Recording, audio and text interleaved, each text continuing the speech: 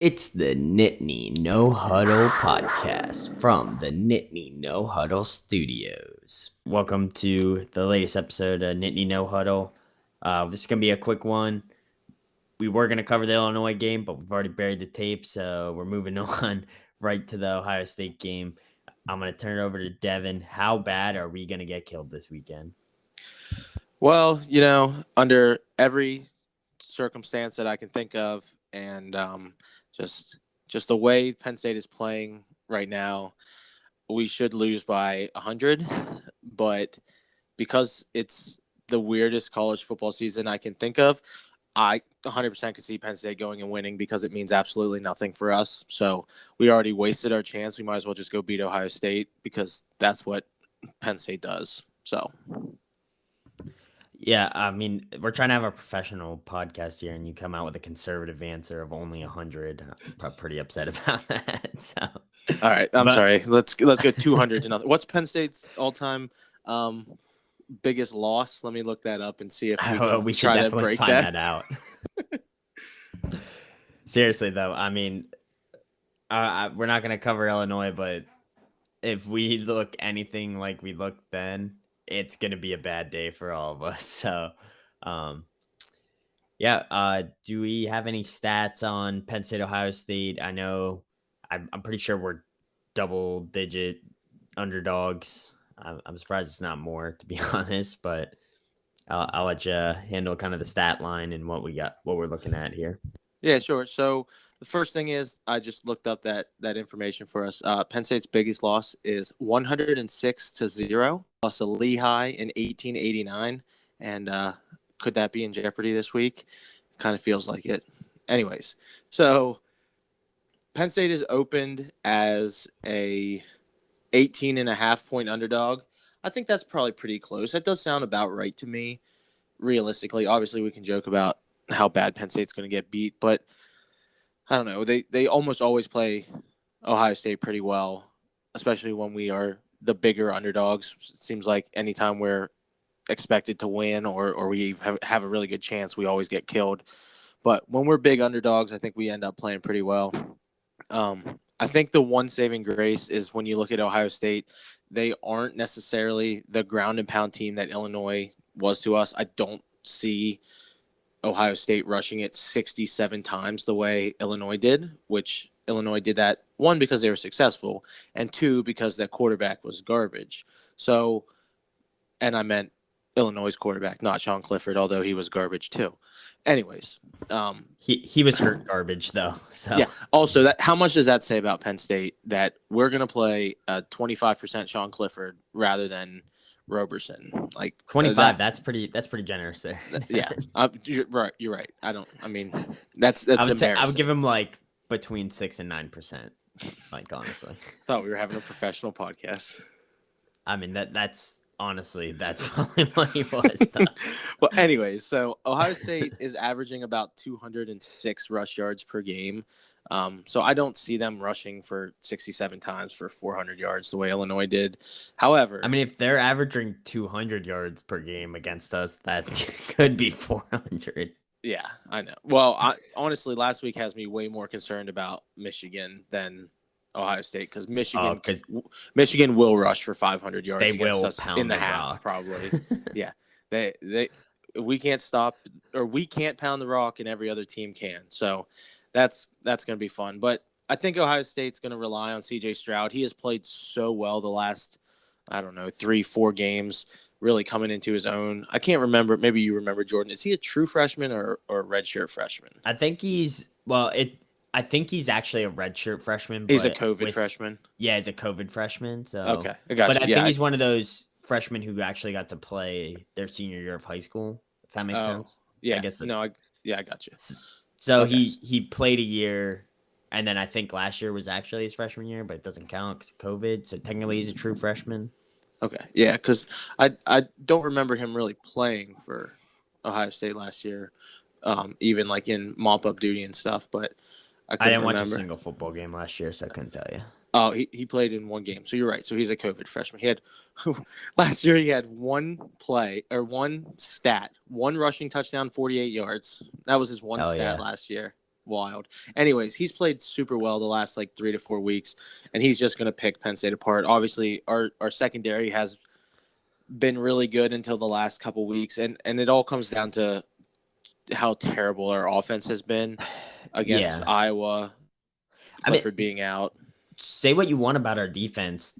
Only gave up 16 points. You should win most games. You only give up 16 points in non-overtime, obviously. Right. So, I mean, bend I but agree. don't break is kind of been Penn State's defense in a whole. I mean, you look at all those other games, a lot of red zone stops, so that's where we thrive. And I just feel like we did everything possible to lose that game last weekend. So yeah, we had no right to win it. So no, I mean we don't deserve. I honestly, I'm kind of relieved we lost it. Kind of takes the pressure off, and maybe I don't know if Franklin's looking ahead at getting out. He just hired a new agent, so doesn't look good. That does look like we might be looking for a new coach come next season. But if I'm USC or LSU after watching that game, is that the guy I want to hire? Yeah, I agree. Absolutely not. So right. Unless maybe you keep Ed Orgeron around in LSU as a coordinator somewhere, but I don't know. It's bad. It's not good. Not good in Happy Valley. Yeah, it's not good. And I mean, the other crazy thing though is like Penn State is 5 points away from being undefeated number 2 in the nation. Like, hey, I've seen this one before. yeah, exactly. Put that meme on there. I mean, literally the 2018 season. Like, yeah, we lost a total of 2 games by 4 or 5. I think it was 4 points total. That sounds right. Yeah, it was 1 point to Ohio State, I think, and 3 points to Michigan State. Yeah. Yep. So we're used to that. I kind of agree with you, though. I think I even said it when I was watching Illinois with my dad. Was like, man, honestly, I just hope we lose this game so I can stop having the hopes of like, are we actually a playoff team? And within the first 5 minutes of the Illinois game, it was clear that we are not a playoff team. Yeah. So it's almost a relief to just move on. Like, I try not to be super pessimistic all the time, but you see all these Penn State like super homers, which there's nothing wrong with having fandom, but like you got to be realistic too, So I see all these people and they're like, no, like we should be the like second best team in the country. It's like, you got to see the writing on the wall, and there's nothing worse, I think, than being undefeated and knowing you're a fraud. Like, yeah, I mean, look, if you feel all that pressure because it's like, are we really like say we win against Iowa and Illinois, are we really the second best team in the country? No. And we would get, God forbid we had to play Georgia or something, like we would get exposed. And I think that's almost worse than, coming to realization like, hey, we're probably a 9-4 or 9-3, 8-4 team. And I'm okay with that, Yeah, I mean, like we even said on this podcast, I know Zach and I said this, maybe after the Auburn game, I think, was like Penn State might not win another game this year. Like we were realistic at the time, and it's still, I mean, the way we're playing, we might not win another game this year, but we kind of saw win that. Out. Yeah, I mean, we kind of saw that at that time of like we have a really good defense and a subpar offense that did just enough through 5 games to be 5-0, but they have really they've peaked. Hey, you look at those wins we had. You know what the biggest factor is time of possession. Oh, 100%. And I know Franklin says time of possession doesn't matter because we beat Wisconsin without a big margin of, time possession. But you look at that Auburn game, we were right there, almost even with them in time possession, and that makes the biggest difference come fourth quarter when your defense hasn't been on the field, for 40 plus minutes at that point. Exactly. And that's why, I mean, that's definitely a big factor in why we lost to Illinois. I don't have the numbers right in front of me of the time of possession, but it felt like Illinois was on offense for the entire game. So even though they did, like you mentioned, only scored 16 points in regulation, it felt like they had the ball the entire time, and our defense just had no options. So yeah, and I think like from a Penn State fan standpoint, the biggest like heartbreak right now is not that we've dropped to 20. It's that Pitt is ranked higher than us. Oh, I know. I mean, even in my top 25, which with Zach unable to join us, maybe we'll just skip that today, unless you want me to read mine later. But the fact that I had to type the word Pittsburgh, mine is actually I have Penn State right ahead of Pitt, but like the fact that they're even on the same page is just that sucks because Pitt sucks. Didn't get to watch the Pitt Clemson game, but I went back and watched it, and Clemson just looks like a terrible football team this year too. So Yeah, same. I watched probably I don't know, maybe a quarter of that game, something like that, and Clemson just looks awful. And Pitt, like yeah, Kenny Pickett looks okay, but they're still not that good. Anybody that loses to Western Michigan to me, like I know we lost to Illinois, but if you lost to Western Michigan, like imagine where Pitt would be right now if they didn't lose to a garbage Western Michigan team that the Wolverines beat by 50. Like Pitt would probably be in the top 10 right now, which is unbelievable. They'd probably be top 5, to be honest. I don't. It's still the ACC, and their best win is Clemson, I guess. Maybe Virginia Tech. Yeah. Oh, Tennessee. I mean, those are their 3 best wins. I don't think they'd be top 5, but they would be ahead of Wake Forest, who's at 13. So Wake Forest, which is a ACC. wild thing that we're talking about the ACC championship game being Wake Forest and Pitt. And it's probably going to be one loss Pitt versus undefeated Wake Forest. Yeah, and 2 just terrible teams. I was scrolling through Twitter earlier, and it was like the ACC's game of the week is Louisville, NC State. Wow, what a great conference. I love it. I forgot what sport this was about. So. Oh, it's not. Oh, you're talking about football. Saying yeah. But that's their football game of the week. Louisville, NC State. Wild. But yeah, I guess we can just go. Let's do around the country quick, and then we can hit your top 25, and I'll throw the graph. You can send me your top 25, and I'll put a graphic up for it. So. All right. All right. So we just have like 1, 2, 3, 4, 5. There's not a ton of really great games. Obviously, whenever you see that Penn State Ohio State is the Saturday night football game, it kind of shows where the rest of the games are this week. I think there's only 3 total games between ranked teams. So obviously the first one on that, and I'm sure you'll have plenty to say about this, Jordan, is Michigan, number 6 in the country, undefeated, at number 8, Michigan State, also undefeated, and pulling up the line right here, it is Michigan -4. What do you think about that one? I don't like the 4-point line personally. I think that's just Vegas trying to get a lot of people to bet on it. I do think Michigan, it'll be a close game. I will say that. I do think it'll be a close game, but I think Michigan will win by a touchdown late just because their ability to run the ball has been so good. And I'm a sucker for teams that can run the ball, and Michigan's doing everything right. They're not turning the ball over at all, which is you want to beat teams on the road. That's how you do it.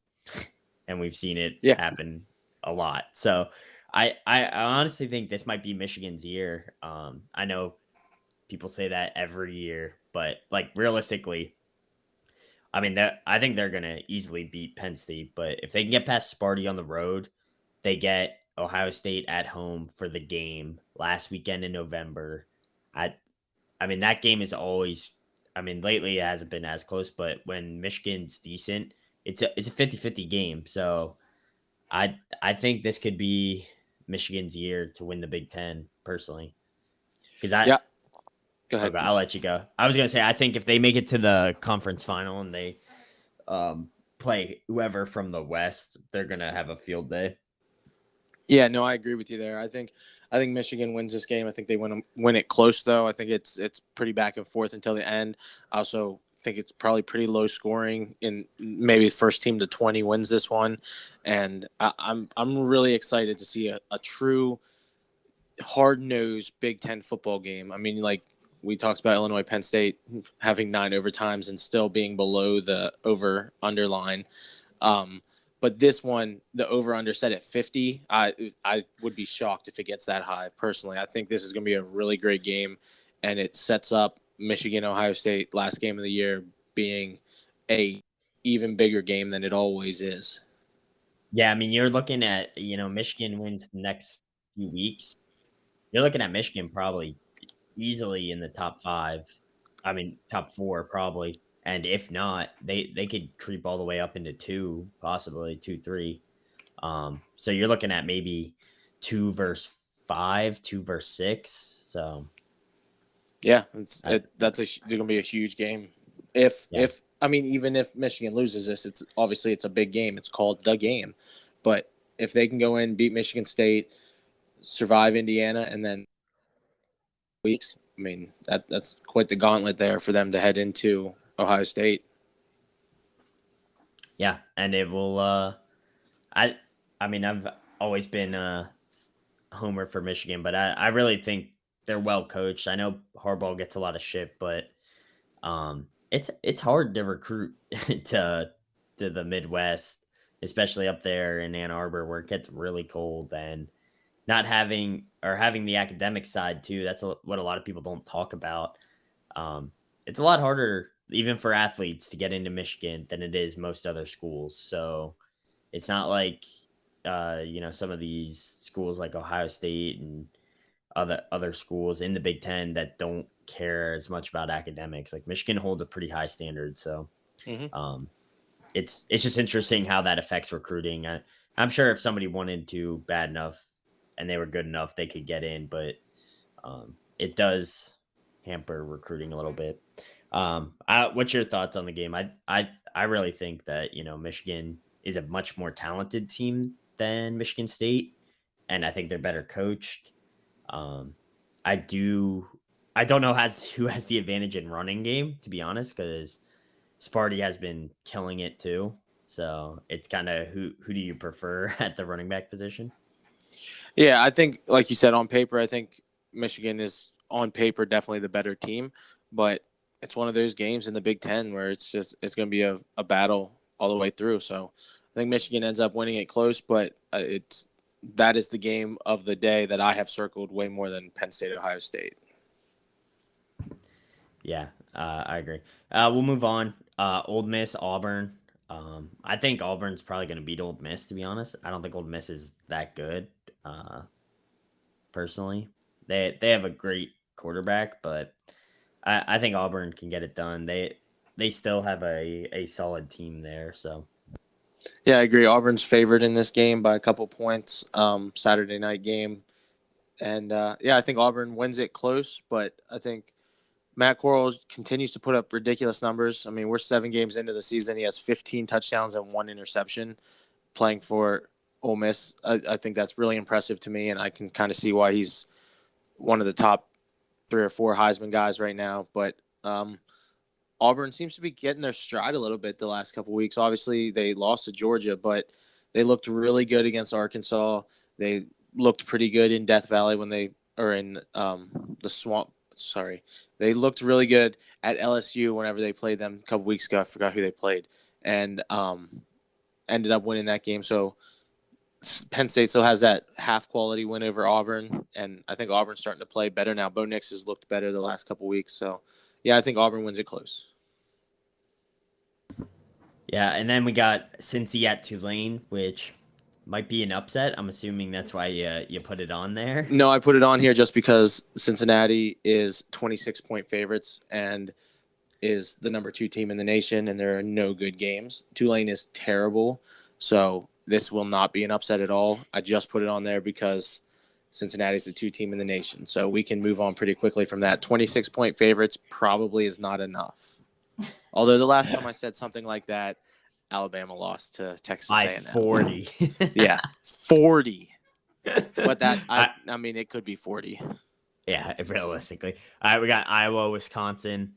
Probably going to be the most boring game of the whole weekend. Oh, it's going to be terrible. I'm hoping it's a 6-9 scoreline. It's always my favorite. So. Yeah, that could happen because they're both terrible. So yeah, I got nothing to add, but although Wisconsin has won 3 in a row. I mean, I know who they've played. It was Illinois, Army, and Purdue. But again, they're starting to come back around. They got some votes this week in the AP. we And I probably think go they beat 0-3 against those three. Probably. I mean, we probably do lose to Army. Like, we I mean, can't stop the run. we went 0-1 versus Illinois. Yeah. So that's not a good sign. But yeah, I think yeah. Wisconsin pulls the upset on Iowa. Yeah, Oh, I might. Here, Jordan, the over under on this game. Guess what the over under on Iowa Wisconsin is? 29. 36. Ah, It's a little high. I guess they're just expecting Iowa's defense to be exposed. Yeah, seriously. I think I'll probably. Who's favorited? Wisconsin -3.5 against the Damn. number 9 team. This is why this season is just bonkers. Iowa is the number 9 team in the nation, and they're 3.5 point underdogs to a team that's 4-3 and beat Army by 6 points.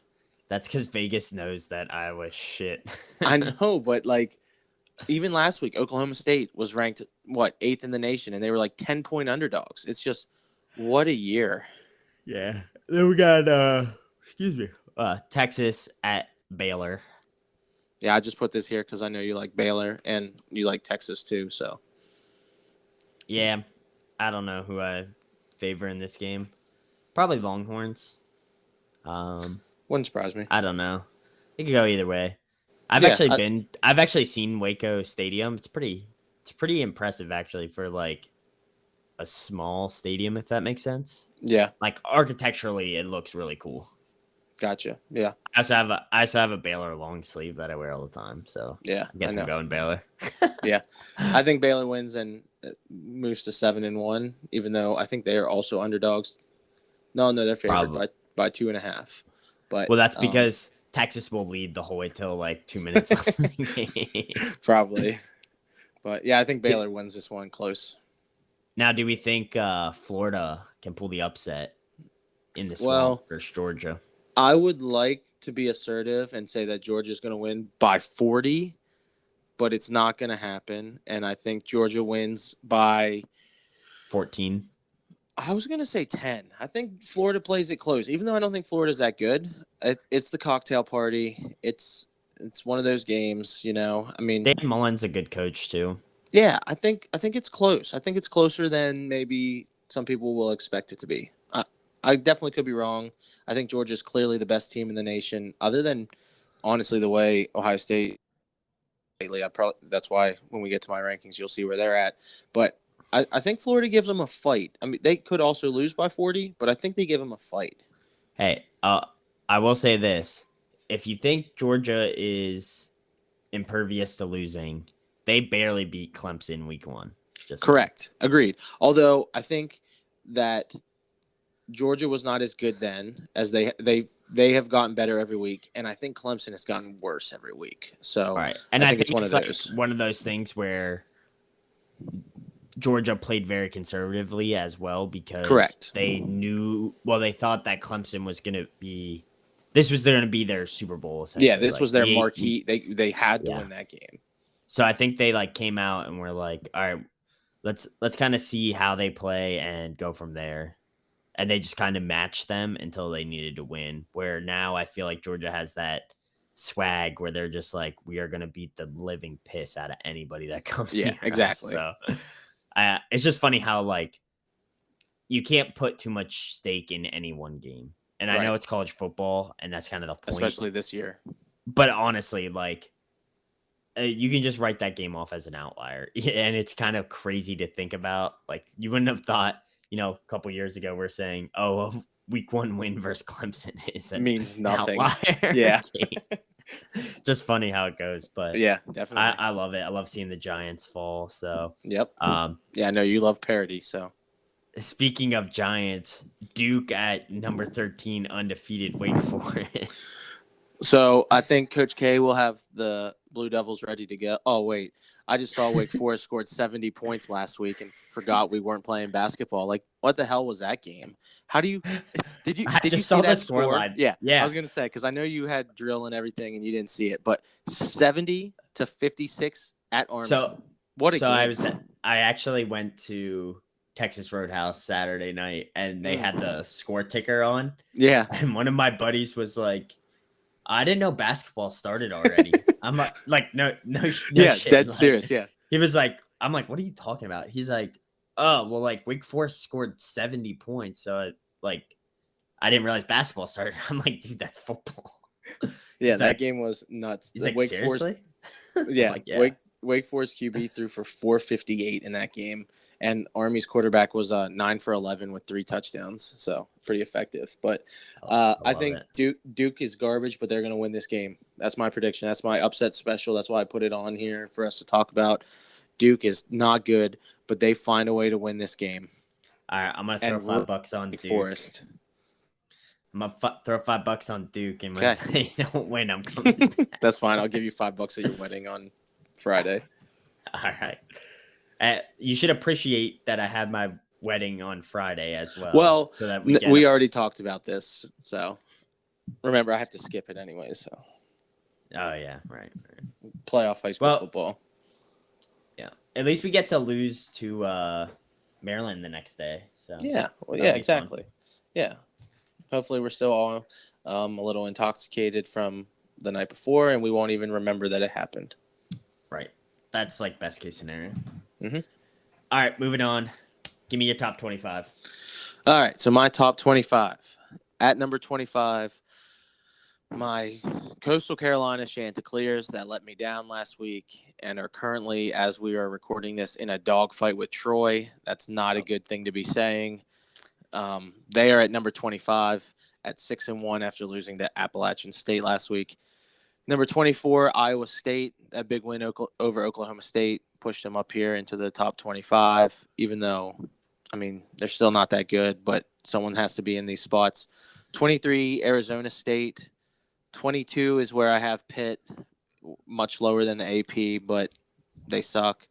21, Penn State. I wanted to have them out of the top 25, but I didn't know who to put in front of them. So Penn State at number 21. 4 better teams behind them. I mean, like, if you look at the rest of my list, it's like 26 Houston, 27 UTEP, 28 NC State. Like, I would hope Penn State could probably beat those teams, so they're going to stay ahead of them. I don't know. Well, yeah, I don't know. To be honest. All right, number 20, I have Baylor. I think that they could keep working their way up. They're an interesting team to me. 19, Oklahoma State. I had them super high last week when we weren't able to record, but I had them super high, so they really disappointed me to lose to Iowa State, so they're down at 19. At 18, the Texas San Antonio Roadrunners, still undefeated, going to run the table, and are currently number 18 in my pool. And then right ahead of them, San Diego State, who had a outstanding game.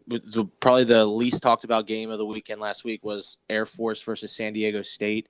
6-0 versus 6-1, and it was a great game. I never thought I would say that I watched an Air Force versus San Diego State football game, but I watched the entire game, and it was excellent. I will say San Diego State, very well coached. I don't know if you know who the head coach is there right now. Yeah, it's what's his name from Michigan? I can't think of his name. Brady Hoke. Yeah, I was drawing a blank, but it was a really good game to watch. Air Force looked really solid, but San Diego State found a way to win it in the end. And I think Air Force is better than they typically are. So that was a good game. Then at go ahead. Fun fact, he's the last Michigan coach to beat Ohio State. Oh, my God. What a crazy thing to think about. And how many years? Like, I don't even know how many years ago that was. Yeah, that's crazy. That was a while ago. Yeah, well, and it might continue this year. Yeah, I think the last time they beat Ohio State was 2011-12 season. It sounds about right. And then it was right. Yeah, it was right when the Jim Tressel stuff went down. Yeah, that makes sense. That would be around that time. So, all right. So back here to the pool. 16. I have Auburn. Just kind of keeps working their way up. We always say, I know Zach said it too, and we always say about, like, if you're gonna lose early, and that's one of those cases where Auburn lost early and now is winning and just keeps working their way up, even though they also aren't that good. 15, pains me to say, Iowa. Again, they should be way lower, but I mean, they're 6-1, so there they are. 14 Texas A&M, still riding high off that huge win of Alabama. I forget who they played on Saturday, but they crushed them. So they look like that Alabama win maybe was a turning point for them, and it'll be interesting to see if they can make some noise here in the SEC moving forward. And then 13 and 12 are the two undefeated teams that are kind of making some quiet noise and trying to see if they can mess things up. 13, I have SMU. Again, that's important for Cincinnati for them to keep winning. And then at number 12, I have Wake Forest, even though I'm going to continually to talk crap on them every single chance I get. They're up to number 12. I have them higher than the AP poll, which is kind of weird to me. But if they win out though, like, can they be in the playoffs? I mean, I don't know. How do you keep them out? I guess is a better question. Right. Like I mean, it's a Power 5 conference and you're undefeated. So I think it's such an interesting, because they aren't very good, but because of the year we're in, I almost want them to go undefeated because I want to see what happens. Like when's the first college football poll? Do you know the playoff poll? Is it this week? I think it's next week. Okay. But I think it's Wednesday next week. Okay. So after this week's games. Yeah. Okay. I couldn't remember if it was this week or next week, but I'm really interested to see what they do with a team like Wake Forest, who is undefeated, but has their best wins on my chart are Virginia, Syracuse, and Army. Not very impressive to me. So I'm really interested to see what happens with them. And I mean, at this point, with Penn State being out, let's have all chaos. So it's fine. They'll go undefeated. Well, what's gonna happen too is SMU is gonna beat Cincinnati. Probably. It wouldn't surprise me too. And then what does if SMU is undefeated, they beat Cincinnati. Do they? They're in. Right? I mean, probably if they beat Cincinnati, I mean, I would think. So who knows? I love it. That's what I'm hoping for. Maybe a 2-loss Penn State team is not eliminated yet. Just kidding. Right. Don't get our hopes up. Professional podcast here, man. All right. But I'm just saying, like, if you think about it, like, realistically, we could see a playoff with 4 teams other than maybe Georgia that have never made the playoff. Like, you could really see Cincinnati, Georgia, Michigan, and then, if Wake Forest goes undefeated, maybe they're in. Like, how crazy would that be? Right. How crazy would that be? Just insane. All right, so finishing up here. At number 11, I have Ole Miss. Ole Miss only lost to Alabama. Again, I think they lose to Auburn this week, so they're probably going to fall, but it's just putting names in spots. Number 10, Notre Dame. They crushed USC this week. They forgot Notre Dame existed. That's how the year is. Yeah. Like, you just forget that they're there, but somehow it's ranked number 10 in the nation. So if they only have 1 loss, right? Yeah. To Cincinnati. If they win out, are they in? Probably. Yeah. I don't know. I mean, I honestly have no idea what's going to happen. They're not going to win out, probably. I want the chaos. Well, they don't have to play conference championship. So yeah, that's true. So that helps. They have that whole week to just sit at home. I just want the chaos because I just want the committee to be exposed. Like that's all I care about. Right. I just want them to, like, we talk about frauds all the time. The committee is a fraud. And I want them. Why don't you tell us how you really feel? I want them to be exposed, like Iowa was exposed versus us. Like, that's what I want. I want the people to see it. Yeah. I want the uproar. I want the uproar from a 1-loss Alabama getting passed over by Notre Dame. That's what I want. That's not going to happen. I mean, Notre Dame is arguably a bigger brand than Alabama. Yeah, but they're not. If Alabama wins out, they're 100% in the playoffs. No doubt about it. I'm gonna vomit. I know. That's the one thing we need. Like, not too much craziness. Otherwise, it just kind of resets and puts us back where we were at, to where the same teams get in. Yeah. Like, we need craziness, but we need craziness by the right teams. Well, we need Alabama to lose again. Really. Yeah. So, I mean, honestly, we could have all craziness, and then Alabama loses to Georgia in the SEC title game, and that would be great. Well, I think, can't Texas A&M still win the division? Probably. Well, I know. Well, they have 2 losses in the SEC already, though. But they would hold the tiebreaker over Alabama. Right. But yeah, they're 6-2. They have losses to Arkansas and Mississippi State, so they already have 2 conference losses. So they need Alabama to lose before then. But Auburn's still alive. Yeah, because Auburn only has 1 SEC loss to Georgia. Right. So they could win. I mean, that could come down to the last game of the year, too. The winner of that game wins the division. Hell yeah. What's that game called? I just drew a blank. The Iron Bowl. Iron Bowl, yeah. All right, so let's finish out this top 10 here quick. Let's get this number done.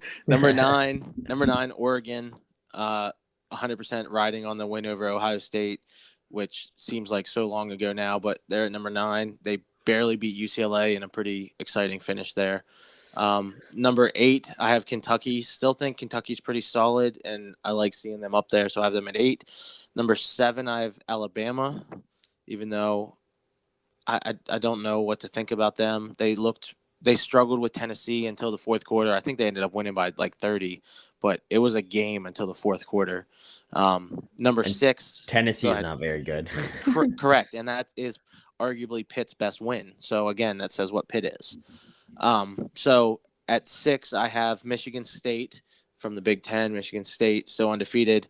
Number 5, I have the fraud that is Oklahoma, because they are still 8-0 and they have the best record in college football besides UTSA.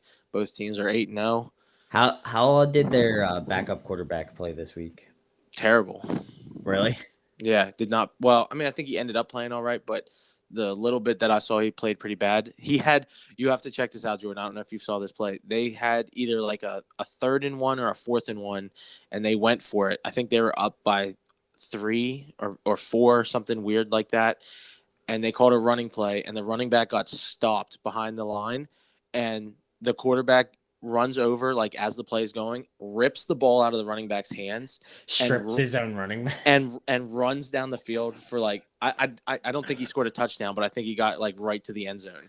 It was the wildest thing I've ever seen. Like, he just ripped the ball out of his own player's hand and was like, "I'm getting this first down, not you." I love it. It was so weird. So that's something. I mean, this is off topic a little bit, but I saw this in I forget what NFL game. One of the games I was watching, I think it was the Colts game 2 weeks ago. They had an interception, and the dude who picked it off was about to get tackled as he's running. Oh yeah, and for a pick lateraled six, it. And he lateraled it, and I was like, "What?" I know it's like a risky play, but I'm like, why do more people not do that? I feel like you could definitely score some touchdowns doing that. Yeah, I mean, I think when you're on defense, you're gaining that extra possession, so you might as well take a chance. Like, if it's close, you might as well go for it, because worst case scenario, they recover the fumble and return it for a score. But like, you're thinking, even if it's not a great lateral, I mean, it's basically offense, just a 3 and out. Yeah. Well, offense gets it back, and it's just now they have worse field position. Well, I think what you do is you coach your players on it and teach it. Like, I'm talking about even like if you're a running back, especially on those like 4th and 1s. If I'm the quarterback, I'm standing in pitching distance to the outside of all the tackles. I mean, if you get stuffed at the line, like, you know how they get backed up, just toss it out there. Yeah. Like, 4th down, who cares? Like, if you don't get it, it's a turnover anyways. So, yeah. But like you said, you'd have to teach it and be prepared for it. So I think it'd be cool to see. I mean, I'm all for it. So I'll have to go check. You were also one of the first people to say that we need more dual quarterbacks in the backfield, like one at quarterback, one at running back. And when Penn State ran it, two quarterback system. Yeah. And when Penn State ran it, it was really effective, whatever year that was. So yeah. All right. Anyways, let's finish these 4 out because it's late. So fourth, I have Cincinnati, just because they're there. Number 3, I have Michigan. Number 2, I have Ohio State. I still think that Ohio State is the best team in the Big Ten, although Michigan is a very close second. And then number 1, obviously, I have Georgia. So my playoff right now would be Georgia versus Cincinnati and Ohio State versus Michigan, which obviously will not happen because they play each other already. But that would be my final 4 as of week number whatever we're in, 9, 8. I respect it. A couple teams I would probably rather see in there, but yeah. Probably better than the committee could do. So Yeah. that's all that really matters. Right, exactly. So we're a professional podcast. We have good top 25s. We are a professional podcast. The only thing less reliable than Penn State's running game is Zach's internet. Yep. And that's how we're signing off. Thanks for bailing on us. So thanks for listening. We will be back next week. Trying to get back on schedule. We've had some things come up because we're all adults and we actually have stuff to do. So and we need more followers so that we can just quit all of our jobs and do this full time. Exactly. Then we could do more stuff. Or at least blow us up and keep us accountable. Exactly. That's true too. So like where the hell is our podcast? Yeah, either one. So that's going to be it for Nittany No Huddle. Maybe next week we'll get Zach on the line. But till then, we're going to keep pounding the rock. That's all we got. Out.